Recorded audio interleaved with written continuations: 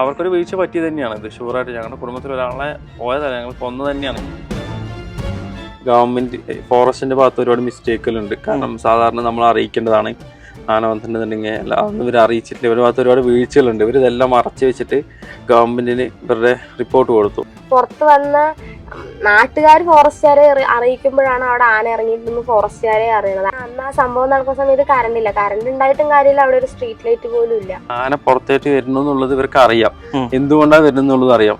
അപ്പൊ ആ ഒരു ഫെൻസിങ്ങിന്റെ വർക്കിംഗിൽ അവർ നേരെ പൂർത്തിയാക്കിയതാണെന്നുണ്ടെങ്കിൽ ഇന്നിങ്ങനെ സംഭവിക്കില്ല. ആനയ്ക്കും കുതിരയ്ക്കും ഏത് സാധനത്തിന് വേണമെങ്കിലും സിമ്പിൾ ആയിട്ട് ഇറങ്ങി വരാനുള്ള ഒരു സൗകര്യം ഇവിടെ ഉണ്ട്. സംഭവം നടന്ന അതേ സ്ഥലത്ത് വീണ്ടും ആന വന്നു പോയിക്കൊണ്ടിരിക്കുന്നുണ്ട് ഇപ്പോഴും. കാരണം കഴിഞ്ഞ ലാസ്റ്റ് 2 ദിവസം മുമ്പ് വന്നിട്ടുണ്ട്, അതിന് മുമ്പ് വന്നിട്ടുണ്ട്. അപ്പൊ ഇതൊക്കെ വന്നു പോയിക്കൊണ്ടിരിക്കുന്നുണ്ട്. ആന ചവിട്ടിയിട്ട് ഉപദ്രവിച്ചിട്ട് കിടക്കുന്ന ആൾ ഇപ്പോഴും ഉണ്ട്. തിരിഞ്ഞു പോലും നോക്കിയിട്ടില്ല ഇത്രയും കാലമായിട്ട് ഫോറസ്റ്റുകാർ. അവരുടെ ജീവിതകാലം മുഴുവൻ ജോലിക്ക് പോകാൻ പറ്റില്ല. അത് മാത്രല്ല ചികിത്സ അവര് എല്ലാം ഫ്രീ ആണ് പറഞ്ഞിട്ട് നമ്മൾ പേവാർഡിന് ഇപ്പോഴും നമ്മൾ പൈസ അടയ്ക്കുന്നുണ്ട്. ഞാൻ കോൾ എടുത്തപ്പോ അമ്മ കരയണ ഒച്ചയാണ് കേൾക്കുന്നത്. അപ്പൊ ഞാൻ എന്താന്ന് ചോദിച്ചപ്പോഴാണ് അമ്മ പറയണത് ഇങ്ങനെ ആന വന്നു, ആന ഉപദ്രവിച്ചു. നമ്മുടെ ഈ പ്രായത്തിലല്ലേ നമുക്ക് അച്ഛൻ്റെ അമ്മയുടെ ഒക്കെ കൂടെ നിൽക്കാൻ പറ്റുള്ളൂ. പിന്നെ നമ്മുടെ നാടൊക്കെ വിട്ടു നിൽക്കുമ്പോൾ നമുക്കൊരു വിഷമമാണ് എന്നുള്ളതാണ് ഞാൻ ലാസ്റ്റ് ആയിട്ട് പറഞ്ഞ കാര്യം. അത് കാരണമാണ് നിങ്ങൾ ഈ പുതിയ വീട് മാറി ഇങ്ങോട്ട് മാറിയത്. അവിടെ ഇന്നും അവന്റെ ഓർമ്മയാണ്, അവൻ എപ്പോഴും എന്റെ കൂടെയാണ്. ഞങ്ങൾക്കും ഒന്നും പിടിച്ചേക്കാൻ പറ്റുന്നില്ല അവിടെ നിൽക്കുന്ന സമയത്ത്. അമ്മ മുട്ടിയപ്പോ തിരിഞ്ഞു ഓടുമ്പോ അവനോട് പറഞ്ഞു ഓടിക്കുവെന്ന് പറഞ്ഞു. പക്ഷെ അവൻ അങ്ങോട്ട് ഓടാണ്ട് തിരിച്ച് അമ്മയുടെ അടുത്തേക്ക് തന്നെ.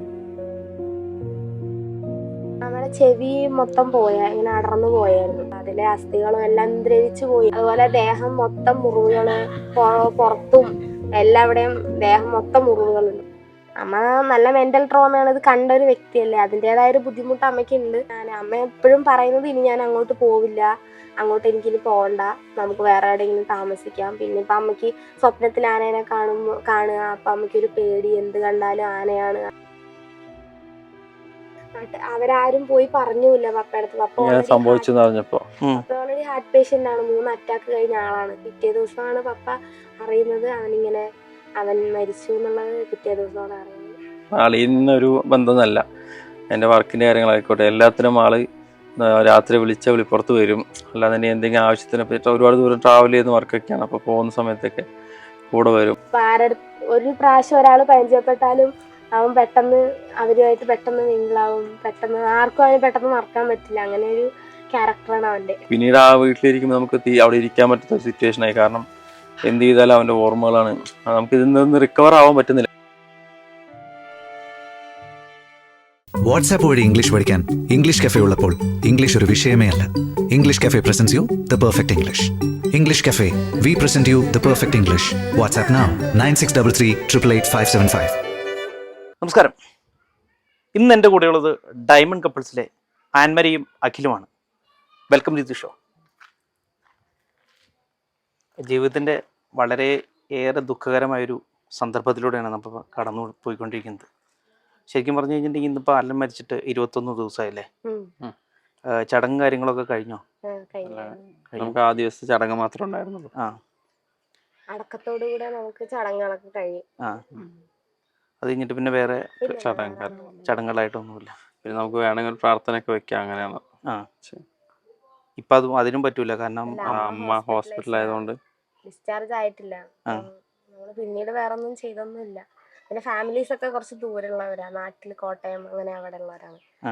പിന്നെ എല്ലാവർക്കും കൂടെ വരാൻ പറ്റുന്നൊരു ടൈം നോക്കിയിട്ട് ഒരു പ്രാർത്ഥന എന്തെങ്കിലും വയ്ക്കണമെന്നുണ്ടല്ലേ? ശരിക്കും അന്നത്തെ ആ ദിവസം ഓർക്കുന്നുണ്ട്? രണ്ടാമതൊന്ന് പറയുക, അല്ലെങ്കിൽ അതൊന്ന് ഓർക്കുന്നുണ്ടോ? എന്തായിരുന്നു അന്ന് സംഭവിച്ചത് എന്നുള്ളത്?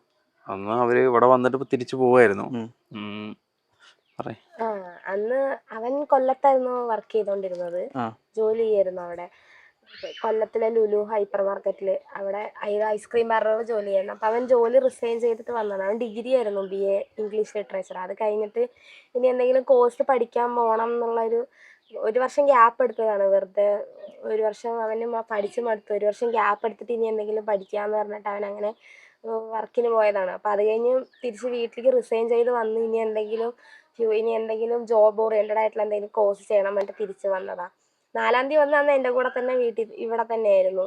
2 ദിവസം എൻ്റെ കൂടെ നിന്ന് 6-ാം തീയതി ഞായറാഴ്ച അന്ന് രാവിലെ പള്ളിയിൽ പോകാൻ വേണ്ടി അവൻ പോയി വീട്ടിലോട്ട്. എന്നിട്ട് ഉച്ചയായപ്പോൾ അമ്മേനെയും കൂട്ടി അവൻ വീണ്ടും എൻ്റെ അടുത്തോട്ട് തന്നെ വന്നിട്ട് ഒരു 6 മണി 6:30 ആയിട്ടുള്ള അമ്മ അവനും കൂടെ വീട്ടിൽ നിന്ന് ഇറങ്ങിയപ്പോൾ. ഇറങ്ങി സാധാരണ വീടെത്തി കഴിഞ്ഞാൽ എന്നെ അവർ വിളിക്കും, ഫോൺ വിളിക്കുന്നതാണ്. അപ്പം ഒരു 7:30 ആയിട്ട് അവരുടെ വിളി കണ്ടില്ല. അപ്പം ഞാൻ എന്താ വിളിക്കാത്തതെന്ന് അറിയാൻ വേണ്ടിയിട്ട് അവൻ്റെ ഫോണിലോട്ട് വിളിച്ചപ്പം ബെല്ലുണ്ട്, പക്ഷെ ഫോണ് അടിച്ചിട്ടുണ്ടായിരുന്നില്ല. അത് കഴിഞ്ഞിട്ട് 5-6 മിനിറ്റ് കഴിഞ്ഞപ്പോൾ തിരിച്ച് അവൻ്റെ ഫോണിൽ നിന്ന് കോള് വന്നു. ഞാൻ കോൾ എടുത്തപ്പോൾ അമ്മ കരയണ ഒച്ചയാണ് കേൾക്കണത്. അപ്പം ഞാൻ എന്താന്ന് ചോദിച്ചപ്പോഴാണ് അമ്മ പറയണത് ഇങ്ങനെ ആന വന്നു, ആന ഉപദ്രവിച്ചു. എന്താ പറഞ്ഞില്ല, കറക്റ്റ് എന്താ കേട്ടില്ല, ചെയ്തു, എന്തോ അവൻ വയ്യ, ചോര അവൻ കിടക്കണമെന്നാ പറഞ്ഞത്. അവൻ അനങ്ങളില്ല എന്നാണ് പറഞ്ഞത്. അപ്പൊ തന്നെ ഞാൻ ഫോൺ കട്ട് ചെയ്തിട്ട് തൊട്ടപ്പുറത്ത് വലിയ പപ്പയുടെ ചേട്ടന്മാരും പിന്നെ കുറച്ച് 2-3 അയൽക്കാരുണ്ട്, അവരെയൊക്കെ വിളിച്ചു പറഞ്ഞു. കേട്ടപാടം ഞങ്ങൾ ഇവിടുന്ന് പോയി. ഒരു 5-6 മിനിറ്റ് ഗ്യാപ്പ് ഉണ്ടായിരുന്നു. ഞങ്ങൾ ആക്ച്വലി ഇവിടെ അല്ല താമസം, മുമ്പ് വേറൊരു സ്ഥലത്തായിരുന്നു. അവിടെ നിന്ന് 6 മിനിറ്റ് ഗ്യാപ്പ് ആയിരുന്നുണ്ടായിരുന്നു. അപ്പോൾ അവിടെ എത്തുമ്പോഴേക്കും അവിടെ അടുത്തുള്ള ഫ്രണ്ട്സിനൊക്കെ വിളിച്ച് പറഞ്ഞ് അവരെല്ലാവരും എത്തിയിരുന്നു. പിന്നെ അമ്മ ഇവരെ വിളിക്കുമ്പോൾ തന്നെ അവിടെ അടുത്ത് വേറൊരു ആക്ച്വലി ഇവർ വരുന്നതിൻ്റെ തൊട്ട് മുമ്പ് നടന്ന് പാസ് ചെയ്ത ഒരാൾക്കാരുണ്ടായിരുന്നു വണ്ടിയിൽ. ആൾക്കാർ വരുന്നതിന് മുമ്പ് കുറച്ച് മുന്നായിരിക്കും അവര് ഒരു 5 മിനിറ്റ് മുമ്പ് അവര് പാസ് ചെയ്തത്. പക്ഷെ സ്കൂട്ടിയിലായിരുന്നു ഇവര് നടന്നാ പോയിക്കൊണ്ടിരുന്നത്. അവര് പാസ് ചെയ്ത് ഞാൻ പറയാൻ അവരെ വിളിച്ചപ്പോ അവരവിടെ എത്തി ഡ്രസ്സ് മാറുന്ന ആ ഒരു ടൈമിലാണ് ഈ സംഭവം നടന്നത്. ഞാൻ വിളിച്ചത് അവരെല്ലാം ഓടി അവരാണ് ആദ്യം വന്ന് കണ്ടത് അവിടെ. പിന്നെ അപ്പോഴും അവൻ അപ്പോഴേക്കും ബോധമൊന്നും ഉണ്ടായിരുന്നില്ല. അവർ കാണുന്ന സമയത്ത് അവൻ ഒരാടെ കിടക്കണ്ടായിരുന്നു. അമ്മ തൊട്ടടുത്ത് തന്നെ ബോധം കെട്ട് കിടക്കണ്ടായിരുന്നു. പക്ഷെ അമ്മ ബോധം വന്നപ്പോൾ പറഞ്ഞതെന്ന് വെച്ച് കഴിഞ്ഞാൽ അമ്മ കുറച്ചുകൂടെ താഴെയായിരുന്നു. ഫോണിന്റെ വെളിച്ചം അവിടെ നിന്ന് കണ്ടിട്ട് അവിടേക്ക് നിരങ്ങി. അമ്മയുടെ മുറിവ് കുറച്ച് നല്ല ഗുരുതരമായ മുറിവുകളുണ്ടായിരുന്നു. ഈ 2 ഷോൾഡറിൽ പൊട്ടി, ബാക്ക് സൈഡൊക്കെ മുറിവ്, കാലിലും മൊത്തം ശരീരം മൊത്തം മുറിവ്, ഒരു സ്ഥലം പോലും മുറിവില്ലാത്തല്ല. അവിടേക്ക് അമ്മ നിരങ്ങി നീങ്ങിയിട്ടാണ് പോയിട്ട് ഫോൺ എടുത്തിട്ട് അവനെ വിളിച്ച്, എനിക്കത് ഫോൺ എടുത്തിട്ട് നമ്മളെ വിളിച്ച് പറഞ്ഞതൊക്കെ. ഈ അലന്റെ ഫോണിൽ നിന്ന് തന്നെയാണോ നിങ്ങളെ വിളിക്കണതും? അലന്റെ ഫോൺ തന്നെയായിരുന്നു വിളിക്കുന്നത്. എന്നിട്ട് പിന്നെ ഹോസ്പിറ്റലിൽ അവരെല്ലാം അവിടുത്തെ ഒരു ചേട്ടന്റെ കാറുണ്ടായിരുന്നു, അതിൽ കയറി രണ്ടുപേരും പെട്ടെന്ന് ഹോസ്പിറ്റലിൽ കൊണ്ടുപോയി. പിന്നാലെ ഏട്ടനും പോയി. ഹോസ്പിറ്റലിൽ എത്തിയപ്പോഴത്തേക്കും അവന് സംഭവിച്ചിട്ടുണ്ടായിരുന്നു. ഈ കൊണ്ടുപോണ വഴിക്കാണോ അതെയോ? അല്ല, അവന് എനിക്കുമ്പോഴേ ബോധം ഉണ്ടായിരുന്നില്ല, പൾസ് ഉണ്ടായിരുന്നില്ല അവിടെ വെച്ചാണല്ലേ. ഈ അമ്മ അവസാനമായിട്ട് കണ്ടതെന്ന് പറഞ്ഞാൽ ഇവനിങ്ങനെ ഓടി പോകുന്നതായിട്ടാ കണ്ടു എന്നാണ് പറഞ്ഞത്. അതെന്താ സംബന്ധിച്ച് കഴിഞ്ഞാൽ അമ്മ ബാക്കിലും ഇവൻ ഫ്രണ്ടിലുമാണ് നടന്നിട്ടുണ്ടായിരുന്നത്. അമ്മ പറഞ്ഞത് വെച്ചിട്ട് അമ്മ പോയി ആനെ മുട്ടി എന്നാണ് പറഞ്ഞത്. അമ്മ പുറകിൽ കിടക്കണ അമ്മ അമ്മ മുട്ടിയപ്പോൾ അമ്മ തിരിഞ്ഞ് ഓടുമ്പോൾ അവനോട് പറഞ്ഞു ഓടിക്കോന്ന് പറഞ്ഞു. പക്ഷെ അവൻ അങ്ങോട്ട് ഓടാണ്ട് തിരിച്ച് അമ്മയുടെ അടുത്തേക്ക് തന്നെ അമ്മനെ ആക്രമിക്കുന്നത്. ഒരുപക്ഷെ അമ്മയ്ക്ക് അത്ര ബോധമുള്ളൂ. അമ്മ കണ്ണുകൊണ്ട് നോക്കുമ്പോൾ അമ്മനെ രക്ഷപ്പെടുത്താൻ വേണ്ടി വരുന്ന പോലെ ഓടുന്നാണ് കണ്ടത്. പിന്നെ അമ്മയുടെ ബോധം പോയി. പിന്നെ ആ സമയത്ത് അവിടെ എന്ത് സംഭവിച്ചതെന്ന് ആർക്കും അറിയില്ല. കാരണം ഞങ്ങൾ ആ സമയത്ത് കോൾ ചെയ്തപ്പോൾ എടുത്തില്ല എന്ന് പറഞ്ഞില്ലേ ആ ഒരു സമയം. കാരണം ഇവർ കടയിൽ നിന്ന് ഗൂഗിൾ പേ ചെയ്തിട്ട് സാധനങ്ങൾ വാങ്ങിച്ചിട്ടുണ്ടായിരുന്നു. ഒരു 7:11 അവിടെ ഗൂഗിൾ പേ ചെയ്തിരിക്കുന്നത്. ഫോൺ കിട്ടിയപ്പോൾ അറിഞ്ഞത്. 15 മിനിറ്റേ ഉള്ളൂ നടക്കാൻ. അപ്പൊ ഞാൻ 7:30 വിളിച്ചപ്പോ ചിലപ്പോ ഈ ഇൻസിഡന്റ് നടന്നുകൊണ്ടിരിക്കുക, അല്ലെങ്കിൽ നടന്നു കഴിഞ്ഞാൽ ഒരു 7:21 ആളെ വിളിച്ചിട്ടുണ്ടായിരുന്നു. 10 മിനിറ്റ് ഗ്യാപ്പ്. വിളിച്ചത് 7:38 അല്ല, നമ്മൾ ഫസ്റ്റ് അങ്ങോട്ട് വിളിച്ചിട്ടുണ്ടായിരുന്നു. ഞാൻ വിളിച്ചു നോക്കിയത് 7:30 ആയപ്പോഴാണ് അമ്മേനെ വിളിച്ചത്. അതിന്റെ ഒരു 8 മിനിറ്റ് ഗ്യാപ്പിൽ അമ്മ തിരിച്ചു വിളിച്ചു. ആ ഒരു ചെറിയ സമയം കൊണ്ടാണ് ഇത് നടന്നിരിക്കുന്നത്, ഈ പ്രശ്നം മൊത്തം നടന്നിരിക്കുന്നത്. ശരിക്കും പറഞ്ഞ ഈ വീടിരിക്കണെന്ന് പറഞ്ഞിട്ടുണ്ടെങ്കിൽ ഈ കാടിനോട് ചേർന്നുള്ളൊരു ഇതിലാണോ? ഫോറസ്റ്റ് ഏരിയ, റിസർവ്ഡ് ഫോറസ്റ്റ് ഒന്നും അല്ല. കുറച്ച് ഫോറസ്റ്റിന്റെ കുറച്ച് സ്ഥലം അവിടെ ഉണ്ട്, പക്ഷെ ജനവാസ മേഖലയാണ് അവിടെ. ഞങ്ങളുടെ ആ ചെറിയൊരു ഭാഗത്ത് 9 വീടുകളാണ്. അത് കഴിഞ്ഞ് പിന്നെ കുറച്ച് ഇറങ്ങി ഒടുവങ്ങാട് എന്ന് പറഞ്ഞ സ്ഥലം, ഞാറക്കോട്, കയറങ്കോട്, അങ്ങനെ സ്ഥലങ്ങളിലൊക്കെ ഒരുപാട് വീടുകളുണ്ട്. ഞങ്ങളുടെ ആ ഭാഗത്ത് മാത്രം 9 വീടുകളേ ഉള്ളൂ. പപ്പയൊക്കെ ഒരു 48 വർഷമായിട്ട് അവിടെ വന്ന് താമസിക്കുന്നതാണ്. ഞങ്ങൾക്കൊരു 10 വർഷമായിട്ടാണ് ഈ ആനശല്യം ഉള്ളൂ. പക്ഷെ എന്നാലും ഇത്ര അക്രമം ഒന്നും ഞങ്ങൾക്ക് ഇതുവരെ അങ്ങനെ ഉണ്ടായിട്ടില്ല. അവര് വരും, എന്തെങ്കിലും ഇതാക്കും, പോകുന്നല്ലാതെ ഇതുപോലെ അക്രമകരമായിട്ടൊന്നും അങ്ങനെ അധികം സംഭവിച്ചിട്ടില്ല. അവിടെ 2 പേരെ ഇതിന് മുന്നും കൊന്നിട്ടുണ്ട്. പക്ഷെ അത് വീട്ടിൽ നിന്നൊക്കെ കുറച്ച് മാറി, കുറച്ച് ദൂരെയായിട്ടുള്ള ഒരു സ്ഥലത്താണ്. 1 കിലോമീറ്റർ 2 കിലോമീറ്റർ പരിധിയിൽ അപ്പുറത്തെ സൈഡൊക്കെയാണ്, ധോണി ഭാഗത്തൊക്കെയാണ് സംഭവിച്ചിട്ടുള്ളത്. പിന്നെ ഞങ്ങൾ മെയിനായിട്ട് ഇങ്ങനെ സിറ്റുവേഷനിൽ ഇന്റർവ്യൂ കൊടുക്കാനുള്ള മെയിൻ റീസൺ എന്താ വെച്ച് കഴിഞ്ഞാൽ ഇതിലൊരുപാട് അനാസ്ഥകളുണ്ട്. അപ്പോൾ ഇതിപ്പോൾ ഗവൺമെന്റ് ഫോറസ്റ്റിന്റെ ഭാഗത്ത് ഒരുപാട് മിസ്റ്റേക്കുകളുണ്ട്. കാരണം സാധാരണ നമ്മൾ അറിയിക്കേണ്ടതാണ് ആന വന്നിട്ടുണ്ടെന്നുണ്ടെങ്കിൽ, അല്ല അതൊന്നും ഇവർ അറിയിച്ചിട്ടില്ല. ഇവരുടെ ഭാഗത്ത് ഒരുപാട് വീഴ്ചകളുണ്ട്. ഇവരിതെല്ലാം മറച്ചു വെച്ചിട്ട് ഗവൺമെന്റിന് ഇവരുടെ റിപ്പോർട്ട് കൊടുത്തു. പക്ഷെ ഗവൺമെന്റ് തിരിച്ചയച്ചു. കളക്ടർ കൊടുത്ത റിപ്പോർട്ട് മാറിയിട്ടുണ്ടെന്ന് പറഞ്ഞിട്ട് തിരിച്ചയച്ചു. പക്ഷെ ഫോറസ്റ്റുകാർ ഒരു തെറ്റായ റിപ്പോർട്ട് കൊടുത്തിട്ടുണ്ടായിരുന്നു. അപ്പോൾ ഇത് ഒരുപാട് പേരിലേക്ക് എത്തിക്കണം എന്നുള്ളൊരു ബേസിലാണ്. കാരണം ഇതിപ്പോൾ ഇന്ന് നമ്മുടെ കുടുംബത്തിൽ നടന്നു, ഞങ്ങൾക്ക് നല്ല വിഷമമുണ്ട്, നമുക്ക് അതിൽ ബുദ്ധിമുട്ടുമുണ്ട്. പക്ഷെ നമുക്ക് ആ ഒരു മാനസികാവസ്ഥ പിടിച്ചു എന്ന് വെച്ച് കഴിഞ്ഞാൽ ചിലപ്പോൾ ഈ സമയത്തോടുകൂടി ഇതെല്ലാം പോകും. അപ്പോൾ ഈ സമയത്ത് മാക്സിമം ഇത് എല്ലാവരിലേക്കും എത്തിക്കാൻ പറ്റുകയാണെന്നുണ്ടെങ്കിൽ ഇനി ആർക്കും ഇതുപോലെ സംഭവിക്കാതിരിക്കട്ടെ എന്ന് പറഞ്ഞിട്ടാണ് നമ്മൾ മെയിനായിട്ട്. എല്ലാവരും സ്കൂളിൽ പോണവര്, കോളേജിൽ പോണവര്, വർക്കിന് പോണവരൊക്കെയാണ്. ഇവരിപ്പോ പറയണ ആന ഇറങ്ങണ സമയമാകുമ്പോ 6 മണിയാകുമ്പോഴേക്കും നിങ്ങൾ വീട്ടിൽ കയറണമെന്ന്. പക്ഷെ ജോലി വർക്കിന്റെ ഇത് നമുക്ക് എന്റെ വീട്ടിൽ ആന ഇറങ്ങുന്നത് എനിക്ക് നേരത്തെ പോകണം പറഞ്ഞാൽ വിടുന്ന വർക്കുകളല്ല സമ്മതിക്കില്ല. പിന്നെ എല്ലാവരും അച്ഛന്മാരും വലിയ പപ്പന്മാരൊക്കെ ആണെങ്കിലും സാധാ കൂലിപ്പണി ചെയ്യുന്ന ആൾക്കാരാണ്. അവർക്കൊക്കെ ഇന്ന സമയത്ത് പറ്റുള്ളൂ. ഈ 6 മണിക്ക് വീടെത്തണം പറഞ്ഞാൽ അത് നടക്കണ കാര്യമല്ല. എന്നാൽ അതിന് പകരം അവർ ആന ഇനി വരാതിരിക്കാനുള്ള കാര്യങ്ങൾ എന്താണ് അതാണ് ചെയ്യേണ്ടത്. ഞങ്ങളുടെ വീടിന്റെ ബാക്കിൽ കുറച്ച് സ്ഥലമുണ്ട്. അപ്പൊ ഞങ്ങളുടെ സ്ഥലം കഴിയുന്നതിന് മുമ്പുള്ള സ്ഥലത്ത് അവർ ഫെൻസിങ് ചെയ്തിട്ടുണ്ട്, ആനക്കുഴി ഒഴിച്ച് കമ്പിയെല്ലാം കെട്ടിയിട്ടുണ്ട്. പക്ഷെ കുറച്ച് പാറകളുള്ള ഭാഗമുണ്ട്, അവിടെ അവര് ഒന്നും ചെയ്യാതെ വെറുതെ വിട്ടിരിക്കുകയാണ്. അപ്പൊ ആ ഭാഗത്ത്, അത് എന്റെ വീടിന്റെ ബാക്ക് വശം, ആ ഭാഗത്തിൽ കൂടെയാണ് ഈ ആനകളൊക്കെ പുറത്തോട്ട്. വേറെ ഏത് ആന ഓടിച്ച് മഴയ്ക്ക് കയറ്റിയാലും ആന അതിന്റെ ബാക്ക് കൂടെ വരും. അതിന്റെ ക്ലിപ്പ് ഞങ്ങൾ തരാം, ഞങ്ങളുടെ കയ്യിലുണ്ട്. ഞങ്ങൾ ഇന്ന് ഞങ്ങളുടെ ചാനലിൽ ഇട്ടിട്ടുണ്ടായിരുന്നു. അതിന്റെ ക്ലിപ്പ് ഞങ്ങൾ തരാം. ആന പുറത്തോട്ട് വരും. പുറത്തോട്ട് വന്ന എന്തായാലും പുറത്ത് വന്ന നാട്ടുകാർ ഫോറസ്റ്റുകാരെ അറിയിക്കുമ്പോഴാണ് അവിടെ ആന ഇറങ്ങിയിട്ടുണ്ടെന്ന് ഫോറസ്റ്റുകാരെ അറിയണത്. അല്ലാതെ ഇവര് ഇടയ്ക്ക് വന്ന് ഒന്ന് ചെക്ക് ചെയ്യുക അല്ലെങ്കിൽ ആന ഉണ്ടോന്ന് ഇതാക്കുക അങ്ങനെയൊന്നുമില്ല. ആന ഇറങ്ങിയിട്ട് നമ്മൾ വിളിച്ചു പറഞ്ഞാൽ അവര് 4 പടക്കം പൊട്ടിക്കുക, ആനകളെ തിരിച്ച് കാട്ടി കയറ്റി വിടും, ഇവര് തിരിച്ചു പോരും. ഇതാണ് സ്ഥിരമായിട്ട് അവിടെ നടന്നുകൊണ്ടിരുന്നത്. പിന്നെ അന്ന് ആ സംഭവം നടക്കുന്ന സമയത്ത് കറണ്ട് ഉണ്ടായിട്ടും കാര്യമില്ല, അവിടെ ഒരു സ്ട്രീറ്റ് ലൈറ്റ് പോലും ഇല്ല. ഒരു സ്ട്രീറ്റ് ലൈറ്റ് ഡിസ്റ്റൻസ് ആണ്, ഭയങ്കര ദൂരത്തിലാണ് സ്ട്രീറ്റ് ലൈറ്റ് ഉള്ളത്. ഇതിന്റെ ഒരു ഗ്യാപ്പ് എന്ന് പറയുന്നത് കുറച്ച് കാട് പിടിച്ച സ്ഥലമാണ്. ഈ കാട് പിടിച്ചതിലും വ്യത്യാസമുണ്ട്. അവിടെ ഒരു കാട് വെട്ടണമെങ്കിൽ ആർക്കും ഫോറസ്റ്റുകാർ അനുമതി കൊടുക്കില്ല.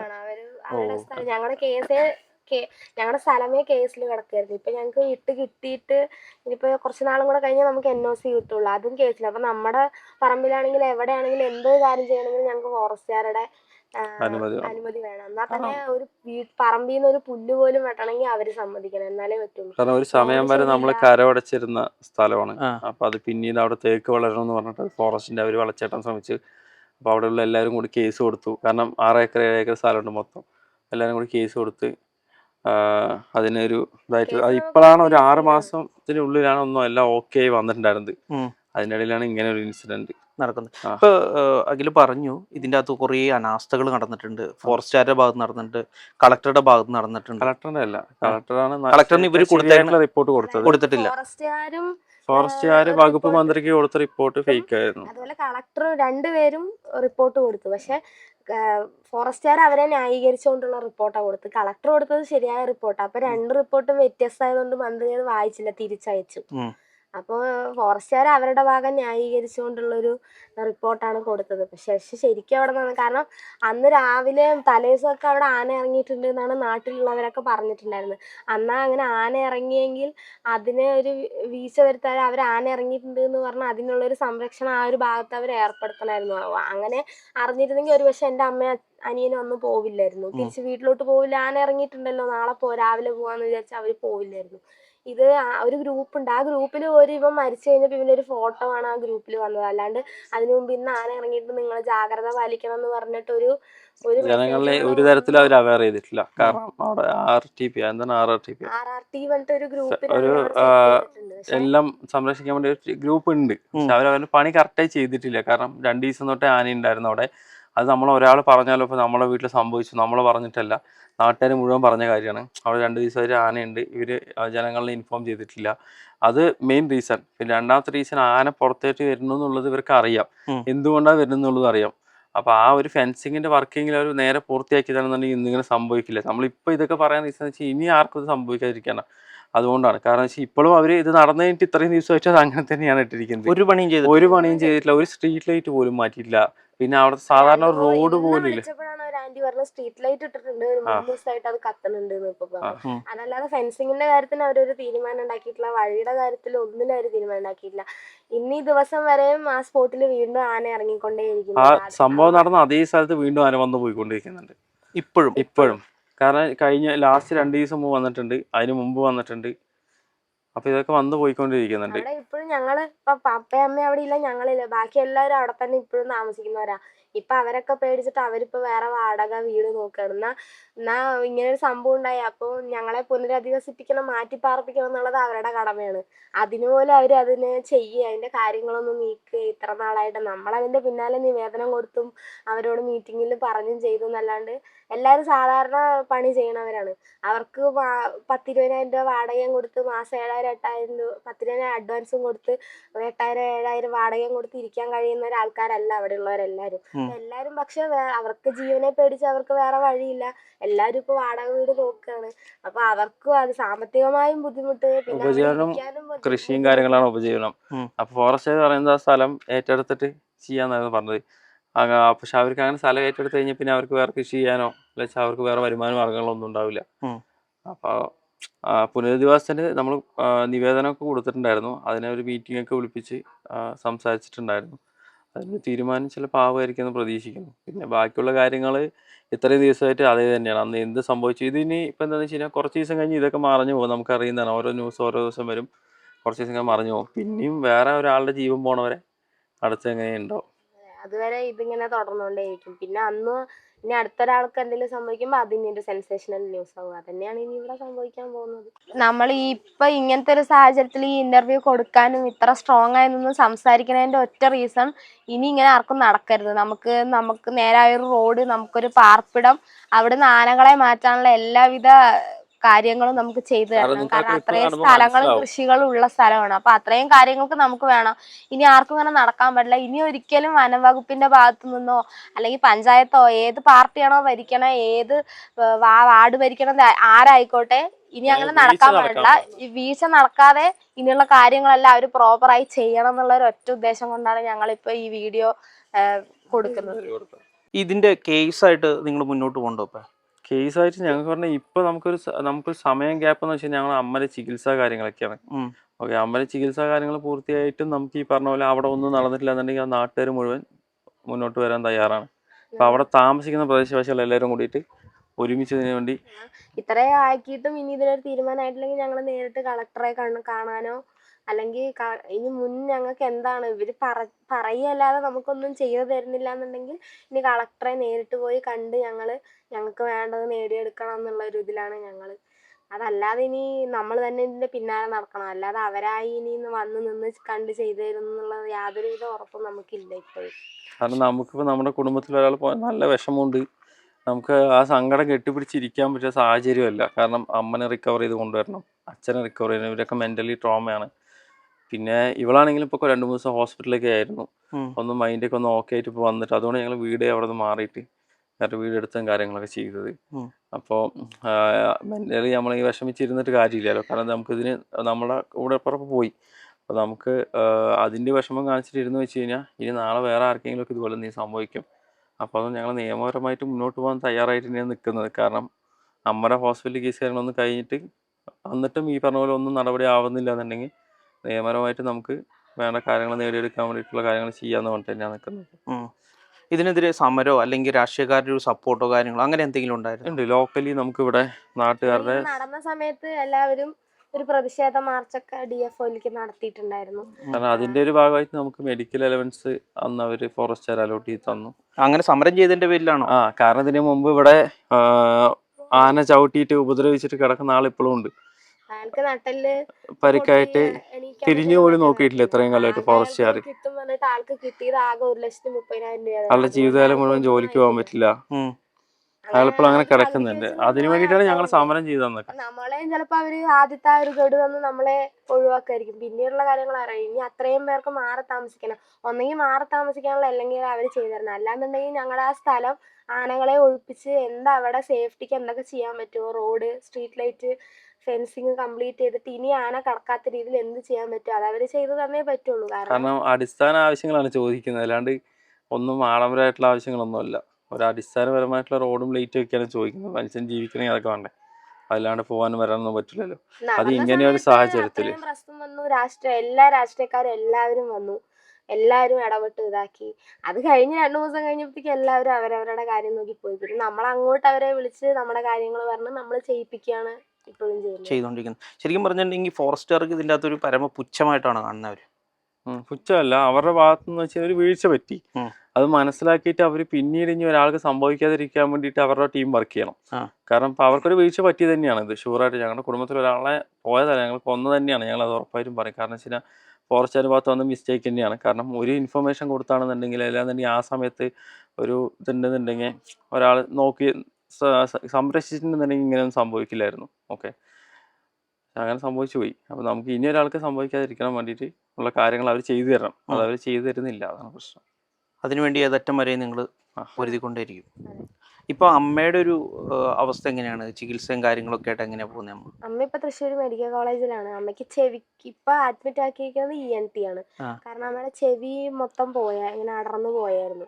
അതപ്പം ജസ്റ്റ് അവര് വെറുതെ ഒന്ന് തുന്നി വെച്ചിട്ടേ ഉണ്ടായിരുന്നുള്ളൂ. അതിലെ അസ്ഥികളും എല്ലാം ദ്രവിച്ചു പോയി. അപ്പം പ്ലാസ്റ്റിക് സർജറി ചെയ്യണം എന്നാണ് ഡോക്ടർ പറഞ്ഞിരിക്കുന്നത്.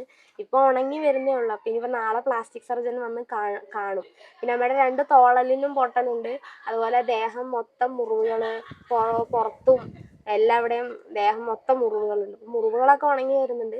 അവിടെ ചെന്ന സമയത്ത് ഇതന്നെയായിരുന്നു, നമുക്ക് പ്രോപ്പർ ആയിട്ടൊരു ചികിത്സ നമുക്ക് കിട്ടിയിട്ടുണ്ടായിരുന്നില്ല. ഒന്നാമത് നമുക്ക് നമ്മളെ അമ്മേനെ വാടി തന്നെ കിടത്തിയിട്ടുണ്ടായിരുന്നു. പക്ഷെ അമ്മയുടെ ദേഹം മൊത്തം മുറിവുകളായതുകൊണ്ട് വാടി കിടക്കണം അമ്മയ്ക്കൊരു കംഫർട്ട് ആയിരുന്നില്ല. കാരണം അമ്മയ്ക്കൊന്ന് പ്രൈവസി ആയിട്ട് മുറിവുകൾ നമുക്ക് കാണാത്ത ഭാഗത്തും പല സ്ഥലങ്ങളിലും ഉണ്ട് അമ്മയ്ക്ക്. പിന്നെ ഞങ്ങൾ കുറേ ഓടി നടന്ന് എല്ലാം ഇതാക്കിയിട്ടാണ് നമ്മൾ പേവാടെടുത്തത്. പേവാടെടുത്ത് അവിടേക്ക് മാറ്റിയതിന് ശേഷം ഒരു ഡോക്ടേഴ്സ് അമ്മേനെ കാണാൻ വരികയും അങ്ങനെ ENTയുടെ ഒരു ഡോക്ടർ മാത്രമല്ല, അല്ലാണ്ട് ഓർത്തോ ആയിട്ടുള്ള ഒരു ഡോക്ടർ വരികയും കാണുക. ഓരോ സമയത്ത് ഇവിടെ നിന്ന് ഓരോരുത്തരെ കൊണ്ട് വിളിച്ചു പറയിപ്പിച്ചിട്ടൊക്കെയാണ്. അങ്ങനെയാണ് നമ്മൾ ഇവിടുന്ന് ഒരു പാർട്ടിയിൽ നമുക്ക് അറിയുന്ന ഒരു ഗോകുൽദാസ് കൊണ്ട് നമ്മുടെ ഒരു പാർട്ടി മെമ്പർ ഉണ്ട്. ആളെ വിളിക്കും, ആള് കളക്ടറെ വിളിച്ചു പറയും. കളക്ടർ പിന്നെ മെഡിക്കൽ കോളേജിലേക്ക് അവർക്ക് മെയിൽ അയച്ചിട്ടൊക്കെയാണ് അമ്മയ്ക്ക് അവർ ചികിത്സ നോക്കാൻ വന്നത്. ചികിത്സാ പിഴവ് നല്ലപോലെ സംഭവിച്ചിട്ടുണ്ട് അവിടെ. നമ്മൾ പിന്നെ വിഷുവിന് ശേഷമാണ് ഒരു ഓർത്തോയുടെ ഡോക്ടർ, അതായത് ഏകദേശം ഒരു 10 ദിവസത്തോളം കഴിഞ്ഞിട്ടാണ് അമ്മേനെ ഒരു ഡോക്ടർ നോക്കാൻ തന്നെ അവിടെ വന്നത്. അതുമാത്രമല്ല ചികിത്സ അവർ എല്ലാം ഫ്രീ ആണ് പറഞ്ഞിട്ട് നമ്മൾ പേവാർഡിന് ഇപ്പോഴും നമ്മൾ പൈസ അടയ്ക്കുന്നുണ്ട്. ചികിത്സ മരുന്നുകളൊക്കെ ഫ്രീ ആണ്, പക്ഷെ കിടക്കുന്ന റൂമിന് നമ്മൾ പൈസ കൊടുക്കുകയാണ് ഇപ്പോഴും ചെയ്യുന്നത്. ഒരു ദുരന്തത്തിൽ നിന്ന് വന്നിട്ട് അവർ മര്യാദയ്ക്കുള്ള ട്രീറ്റ്മെന്റ് പോലും തരാനായിട്ടുള്ള ഒരു മര്യാദ കാണിക്കുന്നില്ലല്ലേ? അപ്പൊ ഇനിയിപ്പോ എന്താ പറയുന്നത്? ഡോക്ടർ എന്താ പറയുന്നത്? എത്ര ദിവസത്തോടു കൂടി റിക്കവറി ആയിട്ട് വരുമെന്നാ പറയുന്നത്? പ്രോപ്പർ റിക്കവർ ആണെങ്കിൽ ഒരു 6 മാസമെങ്കിലും വേണം. അമ്മയ്ക്ക് എണീറ്റ് ഇരിക്കാനൊന്നും പറ്റില്ല. എല്ലാം കിടപ്പില്ല. ഭക്ഷണം കഴിക്കുന്നവരെ കിടന്നുകൊണ്ടാണ്. അപ്പൊ അന്ന് എണീറ്റ് ഇരിക്കണമെങ്കിൽ 3 മാസമെങ്കിലും ആവും. പ്രോപ്പർ ആയിട്ട് റിക്കവർ ആണെങ്കിൽ ഒരു 6 മാസമെങ്കിലും ആവും എന്നാണ് പറയുന്നത്. ഈ മാനസികമായിട്ട് അമ്മയുടെ ഒരു ഹെൽത്ത് എങ്ങനെയാ? അമ്മ നല്ല മെന്റൽ ട്രോമയാണ്. ഇത് കണ്ട ഒരു വ്യക്തിയല്ലേ, അതിൻ്റെതായ ഒരു ബുദ്ധിമുട്ട് അമ്മയ്ക്കുണ്ട്. എന്നാലും അമ്മ അത് അക്സെപ്റ്റ് ചെയ്ത് ഇപ്പോൾ വരുന്നുണ്ട്. കൗൺസിലിംഗ് കാര്യങ്ങളെല്ലാം കൊടുക്കുന്നുണ്ട്. എന്നാലും അക്സെപ്റ്റ് ചെയ്ത് വരുന്നത്. എന്നാലും എപ്പോഴും ഉള്ളിലൊരു ഭയമാണ്. അമ്മ എപ്പോഴും പറയുന്നത് ഇനി ഞാൻ അങ്ങോട്ട് പോവില്ല, അങ്ങോട്ട് എനിക്കിനി പോകണ്ട, നമുക്ക് വേറെ എവിടെയെങ്കിലും താമസിക്കാം. പിന്നെ ഇപ്പം അമ്മയ്ക്ക് സ്വപ്നത്തിൽ ആനേനെ കാണുക. അപ്പം അമ്മയ്ക്കൊരു പേടി, എന്ത് കണ്ടാലും ആനയാണ്, അങ്ങനെ ആ ഒരു പേടി അമ്മയുടെ മനസ്സിലുണ്ട്. അത് മാറാൻ കുറച്ച് സമയം എടുക്കും. ഈ അച്ഛൻ എവിടെയായിരുന്നു ഈ സമയത്ത്? അച്ഛൻ വീട്ടിലുണ്ടായിരുന്നു ആ സമയത്ത്. അച്ഛൻ വീട്ടിൽ കിടന്ന് ഉറങ്ങുമായിരുന്നു. പക്ഷെ ഈ നിലവിളിച്ചാൽ പോലും കേക്കില്ല ചിലപ്പോ. ഒരു പക്ഷേ 50 മീറ്റർ ഡിസ്റ്റൻസ് ആണെങ്കിലും നിറയെ മരങ്ങളും അമ്മ ചിലപ്പോ ആ സമയത്ത് വെച്ചു എന്നാ പറഞ്ഞത്. പക്ഷെ അമ്മയുടെ ഒച്ച വെളിയിൽ വന്നോന്ന് അമ്മയ്ക്കും അറിയില്ല. അതുകൊണ്ട് ആരും കേട്ടില്ല. പപ്പ വീട്ടിൽ തന്നെ ഉണ്ടായിരുന്നു. പിന്നെ ഈ സംഭവം അറിഞ്ഞ് അപ്പയും അവൻ പോയി എന്നുള്ളത് അറിയില്ല. അവരാരും പോയി പറഞ്ഞില്ല പപ്പയുടെ അടുത്ത്. പപ്പ ഓൾറെഡി ഹാർട്ട് പേഷ്യന്റ് ആണ്. 3 അറ്റാക്ക് കഴിഞ്ഞ ആളാണ്. അപ്പൊ ആരും അപ്പയോട് പറഞ്ഞില്ല. പിന്നെ പോലീസുകാർ വന്ന് പപ്പേനെ എൻ്റെ ഹസ്ബൻഡിന്റെ വീട് അവിടെ അടുത്ത് തന്നെയാണ്, അവിടെ കൊണ്ടാക്കുകയാണ് ചെയ്തത്. പിന്നെ പിറ്റേ ദിവസമാണ് പപ്പ അറിയുന്നത് അവൻ മരിച്ചു എന്നുള്ളത്. പിറ്റേ ദിവസമാണ് അറിയുന്നത്. അപ്പോഴത്തേനും ഹോസ്പിറ്റലിൽ കൊണ്ടുപോയി ഇതെല്ലാം കഴിഞ്ഞിരുന്നു. ഓക്കെ. അപ്പൊ അതിനുശേഷം എങ്ങനെയായിരുന്നു പപ്പയുടെ ഒരു മാനസികാവസ്ഥ? പപ്പയും റിക്കവറി ആയിട്ട് വരുന്നുണ്ടോ? പപ്പയാണ് ഇപ്പൊ അമ്മയുടെ കൂടെ നിൽക്കുന്നതൊക്കെ. റിക്കവറായി വരുന്നുണ്ട് പപ്പ. പിന്നെ അമ്മയുടെ അടുത്ത് നമുക്ക് അമ്മയുടെ മുന്നിൽ പോയി കരയാനൊന്നും പറ്റില്ല. കാരണം അമ്മേനെ നമ്മൾ റിക്കവർ ചെയ്ത് കൊണ്ടുവരണം. ആ ഒരു കാരണം കൊണ്ട് പപ്പ ഇപ്പം സ്ട്രോങ് ആയി നിൽക്കുന്നു. കുറച്ച് റിക്കവറായി വരുന്നുണ്ട്. അപ്പൊ അത് കാരണമാണോ നിങ്ങൾ ഈ പുതിയ വീട് മാറി ഇങ്ങോട്ട് മാറിയത്?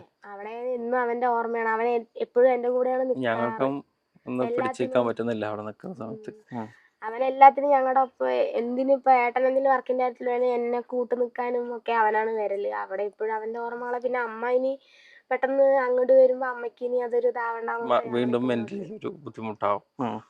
അതുകൊണ്ടാണ് നമ്മള് ഇനിയിപ്പം തുടർന്നും അമ്മയുടെ ചികിത്സാ കാര്യങ്ങളും എല്ലാം പപ്പയ്ക്കും ഇനി ജോലിക്ക് പോകാനോ അതിനൊന്നും പറ്റില്ല. അമ്മയ്ക്കും ഇനി പഴയ പോലെ ഓടി നടക്കാനുള്ള ഒരു ഇതൊന്നും ഇല്ല. അപ്പൊ തുടർന്ന് ഇനിയിപ്പോ അവസാനം ഞങ്ങൾ 2 മക്കളേ ഉള്ളൂ, ഞാനും അവനും മാത്രമേ ഉള്ളൂ. ഇനിയിപ്പോ അവരുടെ ജീവിതാവസാനം വരെ ഞാനാണ് അവരെ നോക്കേണ്ടത്. അപ്പൊ എനിക്കും ഒരു സ്ഥിര വരുമാനം എന്ന് പറഞ്ഞാൽ ഇല്ല.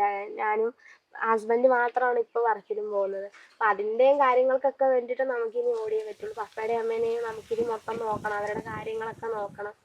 അതിന് വേണ്ടിയിട്ട് ഞങ്ങൾ ഓരോ കാര്യങ്ങൾക്ക് വേണ്ടി ഇപ്പോഴും നടക്കുന്നുണ്ട്. എല്ലാ മരുന്നും കാര്യങ്ങളും എല്ലാം ചെയ്യാനായിട്ട്. എല്ലാം ചെയ്യണം. ഓക്കെ. ഇപ്പൊ ശരിക്കും പറഞ്ഞിട്ടുണ്ടെങ്കിൽ അഖിലിന്റെ അടുത്ത് അലനും തമ്മിലുള്ളൊരു ബന്ധം എങ്ങനെയായിരുന്നു? നിങ്ങളുടെ കൂട്ടുകാരായിരുന്നോ? ഞങ്ങള് ആദ്യം കല്യാണത്തിന് മുമ്പേ സുഹൃത്തുക്കളായിരുന്നു. കാരണം ഒരേ നാട്ടിലുള്ള ആൾക്കാരാണ്. പിന്നെ അതിനുശേഷം ഒന്നുകൂടെ ആ ബന്ധം കൂടിയെന്നേ ഉള്ളൂ. കാരണം അളിയുന്നൊരു ബന്ധമൊന്നുമല്ല. എൻ്റെ വർക്കിൻ്റെ കാര്യങ്ങളായിക്കോട്ടെ എല്ലാത്തിനും ആള് രാത്രി വിളിപ്പുറത്ത് വരും. അല്ലാതെ തന്നെ എന്തെങ്കിലും ആവശ്യത്തിന് പറ്റി ഒരുപാട് ദൂരം ട്രാവൽ ചെയ്യുന്ന വർക്കൊക്കെയാണ്. അപ്പോൾ പോകുന്ന സമയത്തൊക്കെ കൂടെ വരും. പിന്നെ ആളും ഡ്രൈവ് ചെയ്യാനൊക്കെ ഒറ്റയ്ക്ക് എവിടെയും വിട്ടാക്കാറില്ല. പിന്നെ ഒരു വർഷമായിട്ട് നല്ല രീതിക്കുള്ള ഗൈഡൻസ് ആണ് ആള്. എല്ലാം എന്ത് കാര്യം ഉണ്ടെന്നുണ്ടെങ്കിലും നമ്മളുടെ അടുത്ത് ഇങ്ങനെ ചെയ്താൽ മതി അങ്ങനെയുള്ള കാര്യങ്ങളൊക്കെ കുറച്ച് വ്യക്തതയോടുകൂടി കാര്യങ്ങൾ ക്ലിയർ ആക്കി പറഞ്ഞു തരും. അങ്ങനെയാണ്, എല്ലാത്തിനും നല്ലൊരു കൂട്ടായിരുന്നു. ഇനി നമുക്ക് മാനസികമായിട്ട് അക്സെപ്റ്റ് ചെയ്യാനൊന്നും പറ്റിയിട്ടില്ല. നമ്മൾ അന്നത്തെ ആ ഒരു മരവിപ്പിൻ്റെ പുറത്താണ് കുറേ ദിവസങ്ങൾ കഴിഞ്ഞു പോയത്. പിന്നീട് ആ വീട്ടിലിരിക്കുമ്പോൾ നമുക്ക് അവിടെ ഇരിക്കാൻ പറ്റാത്ത ഒരു സിറ്റുവേഷനായി. കാരണം എന്ത് ചെയ്താലും അവൻ്റെ ഓർമ്മകളാണ്. നമുക്ക് ഇതിൽ നിന്ന് റിക്കവർ ആവാൻ പറ്റുന്നില്ല. കാരണം ഈ ഒരു സിറ്റുവേഷനിൽ റിക്കവർ ആവാതിരിക്കാനും പറ്റില്ലല്ലോ. അമ്മയൊക്കെ ഇങ്ങനെ നിൽക്കുന്നതുകൊണ്ട് നമ്മളും അവരുടെ മുമ്പിൽ വിഷമിച്ചിരുന്നു വെച്ച് കഴിഞ്ഞാൽ മൊത്തത്തിൽ ഡൗൺ ആവില്ലേ. അപ്പം അതുകൊണ്ട് അപ്പോൾ നമുക്ക് മാക്സിമം ഒന്ന് റിക്കവറായി എല്ലാവരും ഒന്ന് ചേർത്ത് നിർത്തി മുന്നോട്ട് പോകണമെന്നാണ് ആഗ്രഹം. ഈ ശരിക്കും പറഞ്ഞു കഴിഞ്ഞാൽ അലൻ എപ്പോഴും ചിരിച്ച മുഖവുമായിട്ട് വളരെ പ്രതീക്ഷയോടുകൂടി നടന്നൊരു ചെറുപ്പക്കാരനായിരുന്നു അല്ലേ? അവൻ്റെ ഒരു കരഞ്ഞ മുഖം പോലെ ഒരു ഫോട്ടോ, വിഷമിച്ച് നിൽക്കുന്ന ഒരു ഫോട്ടോ പോലും ഉണ്ടാവില്ല അവിടെ. അവൻ എപ്പോഴും ചിരിച്ചോണ്ട് അവൻ റെയിൽവേയുടെ എക്സാമിന് ഇപ്പൊ അപ്ലൈ ചെയ്തിരിക്കുകയായിരുന്നു. അറബിയിലെ ഒരു എക്സാം വന്നിട്ടുണ്ട്, അവൻ അപ്ലൈ ഒക്കെ ചെയ്തിരിക്കുകയായിരുന്നു. അപ്പൊ അതിന് പാസ്പോർട്ട് സൈസ് ഫോട്ടോ വേണം. അപ്പോൾ എനിക്കിപ്പോഴും ഓർമ്മയുണ്ട്, അവൻ ഫോട്ടോ അയച്ചു തരാൻ പറഞ്ഞപ്പോൾ അയച്ചു കൊടുത്ത ഫോട്ടോ ഒക്കെ ചിരിക്കണ ഫോട്ടോ ആണ്. അപ്പോൾ ഇവർ പറഞ്ഞു ഇത്രേ ചിരിക്കാത്തൊരു ഫോട്ടോ വേണം ഇതിന് അപ്ലൈ ചെയ്യണമെങ്കിൽ ഉണ്ട്. അപ്പോൾ അവൻ അമ്മയോട് പറയാണ്, അതിന് എവിടെ അമ്മ എൻ്റെ ചിരിക്കാത്തൊരു ഫോട്ടോ പോലും ഇല്ലല്ലോ പറഞ്ഞിട്ട് അവൻ പറഞ്ഞിട്ട്, എന്നിട്ട് ഏതോ പണ്ടെടുത്ത ഒരു കുഞ്ഞിലൊരു ഫോട്ടോ ഉണ്ട്, എന്നിട്ട് ആ ഫോട്ടോ ആണ് അയച്ചു കൊടുത്തതൊക്കെ. അവൻ എപ്പോഴും അങ്ങനെ ഇപ്പം ഇടപെട്ട് നമ്മൾ പരിചയപ്പെട്ട് കഴിഞ്ഞാലും പെട്ടെന്ന് അവനുമായിട്ട് നമ്മൾ അടുക്കും. അവന് ഒരു നെഗറ്റീവ് വൈബേ അല്ല, എന്ത് പറഞ്ഞാലും ഭയങ്കര പോസിറ്റീവ്, അത് ശരിയാകും അതൊക്കെ അങ്ങനെ എല്ലാം ഭയങ്കര ലാഘവത്തോടെ കണ്ട് അതൊക്കെ ശരിയായി. എപ്പോഴും ഒരു പോസിറ്റീവ് മൈൻഡ് സെറ്റ് ഉള്ള ഒരാളാണ് അവൻ. അപ്പം ഒരു പ്രാവശ്യം ഒരാൾ പരിചയപ്പെട്ടാലും അവൻ പെട്ടെന്ന് അവരുമായിട്ട് പെട്ടെന്ന് മിങ്കിളാവും, പെട്ടെന്ന് ആർക്കും അവന് പെട്ടെന്ന് മറക്കാൻ പറ്റില്ല. അങ്ങനെ ഒരു ക്യാരക്ടറാണ് അവൻ്റെ. എന്തൊക്കെയായിരുന്നു അലൻ്റെ സ്വപ്നങ്ങളായിട്ട് കണ്ടുകൊണ്ടിരുന്നത്? അവൻ നന്നായി പഠിക്കുമായിരുന്നു. ഇപ്പൊ ഡിഗ്രി BA ഇംഗ്ലീഷ് ലിറ്ററേച്ചർ ആയിരുന്നു അവൻ പഠിച്ച അന്ന് തൊട്ടേ. ഈ ഡിഗ്രി കഴിയണവരെയും ഗവൺമെന്റ് കോളേജിൽ സ്കൂളിൽ തന്നെ പഠിച്ചത്. കാരണം നല്ല മാർക്കോടുകൂടി പാസ്സായതാണ്. അവൻ +2 അവന് ജേർണലിസത്തോട് ആദ്യം താല്പര്യമായിരുന്നു. പിന്നെ അവൻ ഇംഗ്ലീഷ് ലിറ്ററേച്ചർ ഒക്കെ എടുത്തു കഴിഞ്ഞ് അവൻ കുറച്ച് നാൾ ഇനി എന്തെങ്കിലും വർക്ക് ചെയ്യുക കുറച്ച് നാളെന്ന് വിചാരിച്ചിട്ട് അവൻ കുറച്ച് നാൾ വർക്കിന് പോയി. പിന്നെ അവനൊരു ആഗ്രഹം അവൻ IAS ട്രൈ ചെയ്യണം എന്നായിരുന്നു. അപ്പം മെയിനായിട്ട് അവൻ അവിടുന്ന് വരുന്നത് തന്നെ എന്തെങ്കിലും ഒരു ജോബ്, അതായത് പാർട്ട് ടൈം ആയിട്ട് എന്തെങ്കിലും ജോലി ചെയ്തിട്ട് അവൻ കോച്ചിങ്ങിന് IASന്റെ കോച്ചിങ്ങിന് പോകണം എന്നുള്ളൊരു ഇതായിരുന്നു അവൻ എൻ്റെ അടുത്ത് പറയുകയും ചെയ്തു, എനിക്ക് കിട്ടുമായിരിക്കും എടി, എനിക്ക് അതിൻ്റെ ഒരു പ്രതീക്ഷയുണ്ട്. അവൻ ഇവിടെ പാലക്കാട് ഒരു അക്കാഡമിയൊക്കെ കണ്ടുപിടിച്ച് അവിടെ പോവാന്നുള്ളൊരു ഇതിലൊക്കെ ആയിരുന്നു വന്നത്. ഒന്നെങ്കിൽ അവൻ അങ്ങനെ IAS ട്രെയിനിങ് പോയി കിട്ടുവാണെങ്കിൽ അത്, അല്ലാന്നുണ്ടെങ്കിൽ അവൻ എന്തെങ്കിലും ജോബ് ഓറിയൻറ്റഡ് ആയിട്ടുള്ള എന്തെങ്കിലും ഒരു ഡിപ്ലോമ കോഴ്സ് ചെയ്തിട്ട് അങ്ങനെ ചെയ്യണം എന്നായിരുന്നു അവൻ്റെ ആഗ്രഹം. അപ്പം നമ്മളിങ്ങനെ അവൻ്റെ ഫ്രണ്ട്സൊക്കെ ചിലവരിപ്പോൾ പഠിച്ചു കഴിഞ്ഞ് ജോലിക്ക് കയറി പുറത്തൊക്കെ പോയി. അപ്പം അവരൊക്കെ മെസ്സേജ് അയക്കുമ്പോൾ ചോദിക്കും, എന്താടാ അല്ല നീ ഇങ്ങനെ ഇപ്പോഴും ഇങ്ങനെ നടക്കണം, എന്തെങ്കിലും നിനക്ക് പഠിച്ചുകൂടെ, എന്തെങ്കിലും ചെയ്തുകൂടെ കഴിയുമ്പോൾ അവൻ എപ്പോഴും പറയും, എനിക്കിപ്പോൾ 22 വയസ്സായിട്ടുള്ളൂ, എനിക്ക് ഇനി ഇഷ്ടംപോലെ സമയമുണ്ടല്ലോ, എന്തിനാ ഞാനിങ്ങനെ എടുത്തു ചാടി ഓരോന്നും ചെയ്യുന്നത്, അതിനുള്ള ഇഷ്ടംപോലെ സമയം കിടക്കണമെന്ന് അവൻ ഇങ്ങനെ എപ്പോഴും പറയും. പിന്നെ മെയിനായിട്ട് അവൻ ഇങ്ങോട്ട് വന്ന റീസൺ തന്നെ, ജോലിയൊക്കെ നിർത്തി വന്ന റീസൺ തന്നെ അച്ഛനും അമ്മേനെ കൂടെ നിൽക്കണം, പപ്പനെ അമ്മനെ നന്നായി നോക്കണം. അമ്മയ്ക്ക് കുറച്ച് അസുഖങ്ങളൊക്കെ ഉണ്ടായിരുന്നു ആ സമയത്ത്. അമ്മയും അവനെന്ന് പറഞ്ഞാൽ ഒടുക്കത്തെ കൂട്ടാണ്. അപ്പൊ അതുകൊണ്ട് അമ്മയ്ക്ക് അസുഖങ്ങളൊക്കെ ഈ സമയത്ത് ഞാൻ ദൂരെ ജോലിക്ക് പോയി കഴിഞ്ഞാൽ വെച്ചാൽ അമ്മനെ നോക്കാൻ നേരെ പറ്റൂല. പിന്നെ ഇവിടെ ഒന്നിനും ബുദ്ധിമുട്ടിക്കാറില്ല. ഇവിടെ എല്ലാത്തിനും അവനില്ലെങ്കിലും ഓടും. പക്ഷെ ഇവിടെ ബുദ്ധിമുട്ടിക്കണ്ടെന്ന് വിചാരിച്ചിട്ടാണ് പല കാര്യങ്ങളും അവൻ തന്നെ എല്ലാം വന്ന് ചെയ്തു കൊടുക്കാറുണ്ട്. 2 മാസമായിട്ട് അവൻ ഇവിടെ ഇല്ലായിരുന്നു, വന്നിട്ടേ ഇല്ല. കൊല്ലത്തായതുകൊണ്ട് 2 മാസത്തിന് ശേഷമാണ് അവൻ ഇവിടെ വന്ന്. 4-ാം തീയതി വന്ന് 2 ദിവസം കഴിഞ്ഞപ്പോഴാണ് ഈ ഇൻസിഡന്റ് നടക്കുന്നത്. അമ്മ ആസ്മ പേഷ്യൻ്റ് ആണ്. അമ്മയ്ക്ക് ആസ്മ, ഇയർ ബാലൻസ്, പിന്നെ ഈ എന്താ പറയുക ആർത്രൈറ്റിസിൻ്റെ പ്രശ്നങ്ങളും കാര്യങ്ങളൊക്കെ ഉണ്ട്. അപ്പോൾ അവൻ ലാസ്റ്റ് ഏട്ടൻ ചോദിച്ചാൽ എന്താടാ നീ ഇപ്പോൾ ജോലി നിർത്തി വന്നു ചോദിച്ചപ്പോൾ അവൻ പറഞ്ഞത് നമ്മുടെ ഈ പ്രായത്തിലല്ലേ നമുക്ക് അച്ഛൻ്റെ അമ്മയുടെ ഒക്കെ കൂടെ നിൽക്കാൻ പറ്റുള്ളൂ, അവരെ നോക്കണം, അവരുടെ കാര്യങ്ങളൊക്കെ ഒന്ന് ശരിയാക്കണം, പിന്നെ നമ്മുടെ നാടൊക്കെ വിട്ട് നിൽക്കുമ്പോൾ നമുക്കൊരു വിഷമമാണ് എന്നുള്ളതാണ് അവൻ ലാസ്റ്റായിട്ട് പറഞ്ഞ കാര്യം. അളീനോട് പറഞ്ഞായിരുന്നു എന്ത് കാര്യം അളീനായിട്ട് ഷെയർ ചെയ്യായിരുന്നു? ഇവര് തമ്മിൽ എനിക്കറിയാത്ത ആളുടെ എല്ലാ കാര്യങ്ങളും പേഴ്സണൽ ലൈഫിലെ കാര്യങ്ങള് എല്ലാ കാര്യങ്ങളും ഷെയർ ചെയ്യായിരുന്നു.